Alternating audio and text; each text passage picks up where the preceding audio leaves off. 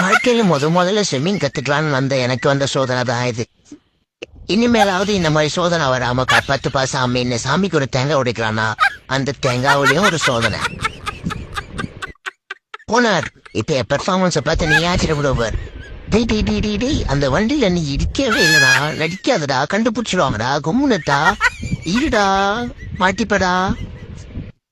பஸ்ஸுக்காக wait பண்ணிட்டு இருந்த ஒருத்தருக்கான நிலைமை தான் இது. பஸ் வந்துச்சுன்னு சொல்றவங்கள பார்த்துருப்பாங்க, பஸ்ஸே வந்து நான் வந்துட்டேன்னு சொல்றதை பார்த்துருவீங்களா? பாவம் அந்த மனுஷன். நல்ல வேலை.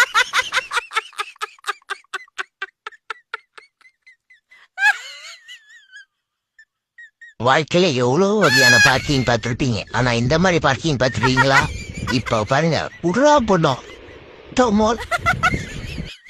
வடிவலு மண்டையில இருக்க கொள்ளையும் வரதுட்டேன் அப்படின்னு சொல்ற மாதிரி இப்ப இந்த அக்கா பண்ற வேலையை பாருங்க.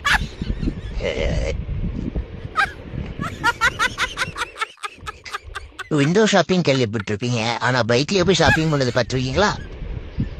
இந்த தோரம் பருப்பு எங்க இருக்கு, 3வது ரோவா இருக்குமோ?